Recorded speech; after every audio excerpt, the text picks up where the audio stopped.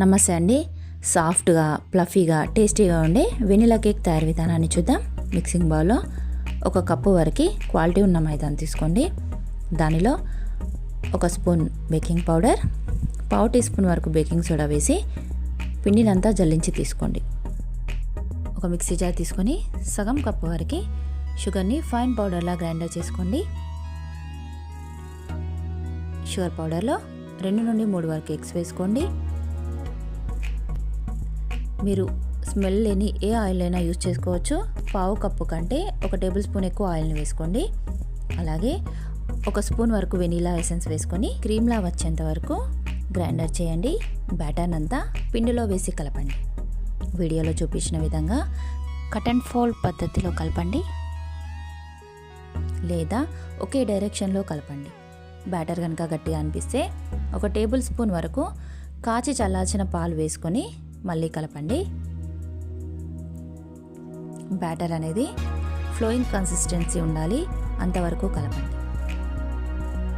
Cake mould తీసుకోండి లేదా మీ ఇంట్లో ఏదైనా ఫ్లాట్గా ఉండే గిన్నె తీసుకోండి. దానికి ఆయిల్ని రాసి పిండిని డస్ట్ చేయండి.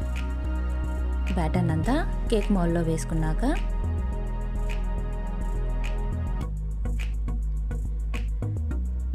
ఒకసారి ఇలా ట్యాప్ చేయండి. స్టవ్పై మందపాటి గిన్నె పెట్టుకొని మూత పెట్టి ప్రీహీట్ చేయండి. వేడయ్యాక ఒక స్టాండ్ మధ్యలో పెట్టి కేక్ బౌల్ని చుట్టూతా తగలకుండా మధ్యలో ఉంచి మూత పెట్టి బేక్ చేయండి. మన కేక్ రెడీ కావడానికి 35 to 40 మినిట్స్ టైం పడుతుంది. మధ్య మధ్యలో చెక్ చేస్తూ ఉండండి. కేక్ పర్ఫెక్ట్గా రావాలంటే ఇంగ్రీడియంట్స్ అన్నీ రూమ్ టెంపరేచర్లోనే ఉండాలి. ఏదైనా టూత్పిక్తో కానీ చాక్తో కానీ గుచ్చి చూసినప్పుడు మనకు క్లీన్గా వస్తే కేక్ అనేది బేక్ అయినట్టు. డిమోల్డ్ చేసి చల్లారనివ్వండి. చల్లారిన తర్వాత అంచులెమ్మడి వీడియోలో చూపించిన విధంగా చేయండి. ఏదైనా ప్లేట్ తీసుకొని మౌల్డ్ని రివర్స్ చేసి ఒకసారి తట్టి తీస్తే కేక్ అనేది ఈజీగా వస్తుంది. తర్వాత బటర్ పేపర్ని రిమూవ్ చేయండి. చాలా ఈజీగా వస్తుంది.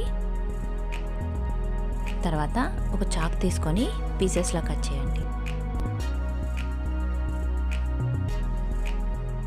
కేక్ చూసారా ఎంత సాఫ్ట్గా వచ్చిందో. టేస్ట్ కూడా చాలా బాగుంది.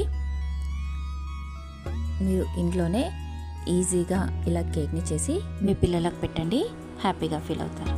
మీరు మా ఛానల్ని లైక్ చేయండి, షేర్ చేయండి, సబ్స్క్రైబ్ చేసుకోండి.